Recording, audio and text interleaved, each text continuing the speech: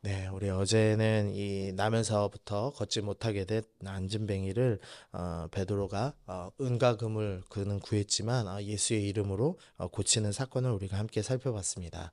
그리고 나서 베드로가 그 사건에 대해서 놀래는 이 예루살렘 사람들에 대해서 예수님에 대해서 이제 힘있게 전한 스토리를 우리가 함께 살펴봤습니다. 오늘 말씀에서는 이제 요한과 베드로와 요한이 이 백성들에게 설교를 하고 있을 때 1절에 보시면 이 제사장들과 성전 맡은 자와 사두개인들이 이제 붙잡아가는 장면들이 나옵니다. 여기서 이 성전 맡은 자는 이 식사를 할 때 대제사장 바로 옆에서 식사하는 자로 이제 문헌에 묘사가 됩니다. 그래서 성전 경비대장이면서 아마도 2인자로 추측되는 사람입니다. 근데 이 사람들이 와서 지금 예수님을 잡고 있습니다. 이들은 이 이스라엘 사람들 중에 이 두 파가 있었죠. 사두개파와 바리새파가 있는데 그 중에서 사두개파 쪽 사람들입니다. 이 사두개파 사람들은 이 자신들이 이 다윗 때의 제사장 사독의 후예다라고 주장하는 사람들이었습니다. 근데 이 사람들은 모세오경을 문자적으로만 믿는 사람들인데 이 모세오경에는 문자적으로는 부활에 대해서 직접적인 단어가 없습니다. 이제 그렇기 때문에 이 부활도 믿지 않고 사후세계도 전혀 믿지 않는 사람들이었습니다. 그래서 이들은 철저하게 신앙이 현세적이다 뭐 이런 표현을 쓰는데요. 쉽게 말하면 이 땅에서 잘 먹고 잘 사는 데에만 관심을 갖는 사람들이었고 그렇기 때문에 이제 로마에게 아부하는 그런 사람들이었습니다. 근데 이 사람들이 지금 이 베드로와 요한을 붙잡는데요. 그 이유가 2절에 나옵니다. 2절은 예수 안에 죽은 자의 부활이 있다고 백성들에게 가르치기 때문이라고 얘기합니다. 두 가지를 싫어하는데 하나는 부활을 전하는 것을 싫어합니다. 왜냐하면 이들은 부활을 믿지 않기 때문이었습니다. 그리고 두 번째로는 예수님으로 부활한다라는 그것을 또 싫어했습니다. 왜냐하면 이들은 예수님을 죽인 사람들이었기 때문입니다. 그래서 지금 이제 오늘 사도들을 붙잡았습니다. 그래서 이 사도행전에서부터 이제 첫 이 박해가 이제 시작되는 장면을 우리가 살펴볼 수 있습니다. 뭐 물론 엄밀히 말한다면은 감옥에 갇힌 것은 아니고 이 다음날 신문을 위하여서 가둬졌다 정도로만 이해할 수 있지만 어쨌든 이제 박해가 이제 본격적으로 시작됐습니다. 그러면서 4절에서 이 말씀을 들은 자 중에 믿은 자가 많으니 남자의 수가 약 5천 명이나 되었더라라고 이야기를 하고 있습니다. 이 일이 이 베드로와 요한이 나면서부터 안진뱅이를 고친 것이 얼마나 큰 일인지를 드러내고 있는데요. 이, 이 오순절날 이 베드로가 설교해서 3천 명이 회심했습니다. 근데 오순절날 3천 명 회심도 놀라운 일이긴 하지만 사실은 그때는 전 세계에서 이제 예수님을 그 하나님을 알고 싶어하는 많은 사람들이 몰리는 시절이기 때문에 뭐 3천 명 믿은 것 좀 이해할 수가 있습니다. 그런데 오늘은 지금 명절이 아니죠. 그러니까 평소에 성전에 다니던 사람들, 경건한 사람들이 지금 보고 회심을 한 겁니다. 그러니까 사두개파 사람들 입장에서는 평소에도 성전에 드나들 만큼 열심히 있는 예루살렘 사람들 5천 명이 순간 예수님을 믿게 되었기 때문에 이 사람들이 갖는 그 위기감은 크기가 좀 이전 오순절 때보다 훨씬 더 크게 느끼는 사건이었다라고 할 수가 있겠습니다. 이 누가복음과 사도행전을 이 누가가 기록했는데요. 여기에 5천 명이 기록된 사건이 오늘 본문 말고 한 군데 더 있죠. 어디에 있냐면 오병이어에 등장을 합니다. 예수님께서 이 남자만 5천 명에게 떡을 먹이신 사건이었습니다. 근데 오늘 베드로와 요한도 동일하게 남자만 5천 명에게 예수님을 믿는 복음을 전한 사건이 일어난 것을 봅니다. 예수님께서 이 마지막 이 최후의 만찬 직전에 이 제자들에게 뭐라고 말씀하셨냐면 요한복음 14장 12절에서 내가 하는 일도 그도 할 것이요 또한 그보다 큰 일도 할 것이다. 그러니까 너희가 나보다 큰 일을 하게 될 것이다라는 말씀을 하셨습니다. 근데 이 말씀이 무엇인지 이제 잘 모르고 넘어갔는데 이제 보니까 예수님께서는 떡을 5천 명 먹이셨는데 이 제자들은 지금 생명의 떡 복음을 먹이는 사람들이 되어 있다. 똑같이 5천 명 이상을 먹이는 사람이 되어 있다라는 것을 우리가 보게 됩니다. 예수님께서는 우리를 통하여서 큰 일을 계획하고 계시는데 그 큰 일이 바로 구원, 생명의 떡을 먹이는 일이다라는 것을 우리가 살펴볼 수가 있겠습니다.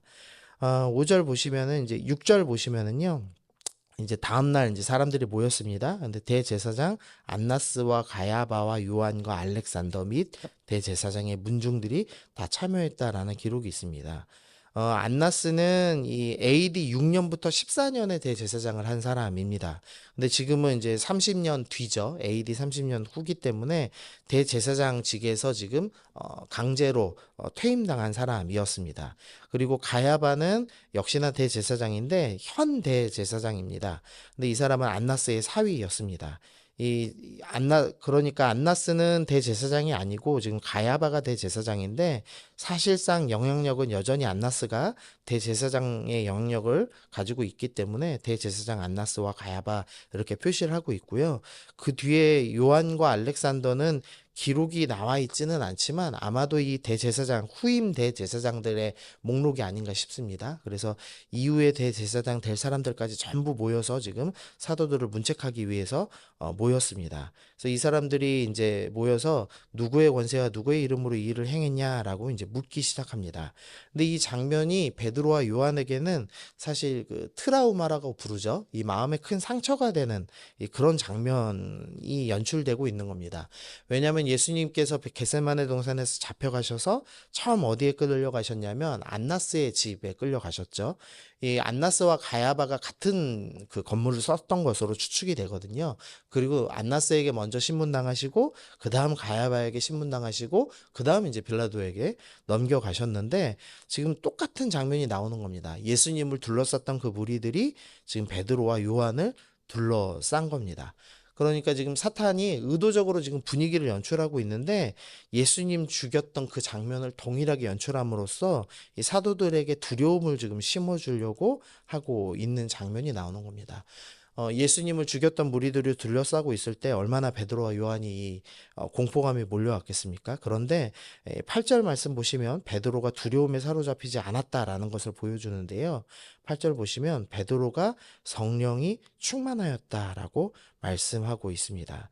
예수님께서 분명히 이전에 약속을 하나 주셨는데 누가복음 21장에서 왕들과 권력자들이 너희를 둘러쌀 것이다. 그런데 이 21장 15절만 제가 읽어드리면 내가 너희의 모든 대적이 능히 대항하거나 변박할 수 없는 구변과 지혜를 너희에게 주겠다.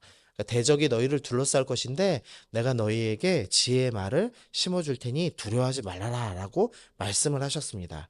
그리고 베드로가 이 말씀을 붙잡고 지금 두려워하지 않기로 결정하였죠. 그래서 성령 충만한 모습을 볼 수가 있습니다. 세상은 끊임없이 우리를 두렵게 합니다. 우리를 둘러싸고 우리를 하나님의 일을 하지 못하게 만들려고 합니다. 그러나 우리가 하나님 말씀 의지하고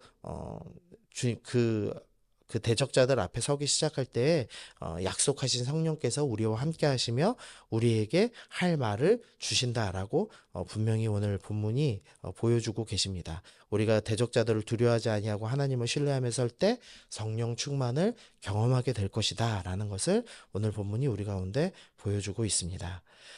그 다음 보시면 이 대적자들이 지금 너희는 무슨 권세와 누구의 이름으로 일을 하냐라고 물어보죠. 그래서 이 질문의 요지는 우리가 권력자인데 우리는 그런 권세를 준 적이 없다. 너희가 누구의 권세를 가지고 그 일을 하느냐라고 얘기합니다.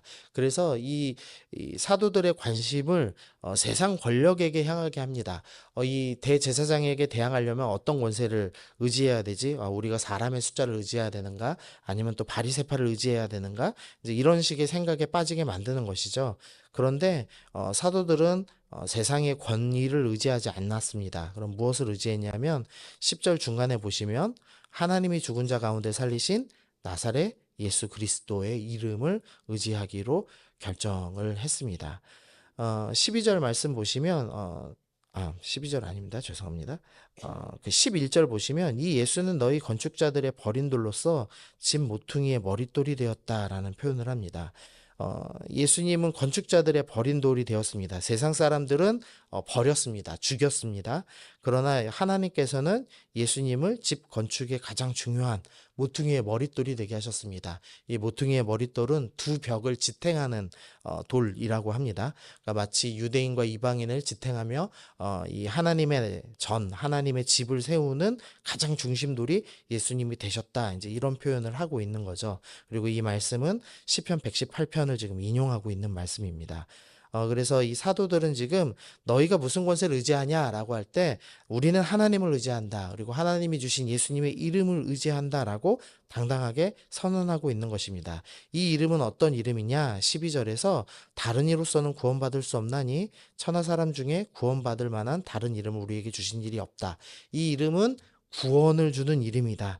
이 이름은 생명의 떡을 주는 이름이다라고 지금 선언을 하고 있는 것입니다. 세상은 끊임없이 우리를 두렵게 하고 세상은 끊임없이 너희가 무슨 권세로 그 일을 하냐라고 하면서 세상 권세를 의지하게 하려고 합니다. 그런데 우리는 어떤 권세를 의지해야 되냐? 우리는 하나님의 권세, 예수님의 이름을 의지해야 된다라는 것을 오늘 본문이 우리에게 알려줍니다. 그래서 우리에게 너희는 두려워하지 말아라. 너희를 성령으로 충만하게 하실 것이다. 너희에게 할 말을 넣어주실 것이다. 그리고 너희에게 그 무엇보다 구원의 통로가 되게 하실 것이다. 그러므로 두려워하지 말고 담대함으로 나아가 복음을 전하라고 오늘 말씀이 우리 가운데 가르쳐주고 있습니다. 그래서 우리 말씀 생각하시면서 기도하실 때 세상을 두려워하지 않겠습니다. 내가 주님의 이름을 의지하겠습니다. 그래서 주님 약속하신 성령으로 나를 충만케 하여 주옵소서. 우리 가운데 이 세상 가운데 복음을 전할 그 말을 알려주옵소서. 우리가 주님의 일에 도구가 되어서 오늘도 기쁨으로 주님의 복음을 전하는 삶, 주님의 일을 행하는 믿음의 사람이 되기를 소원합니다. 우리 그렇게 기도하시면서 오늘 나아가시면 좋겠습니다.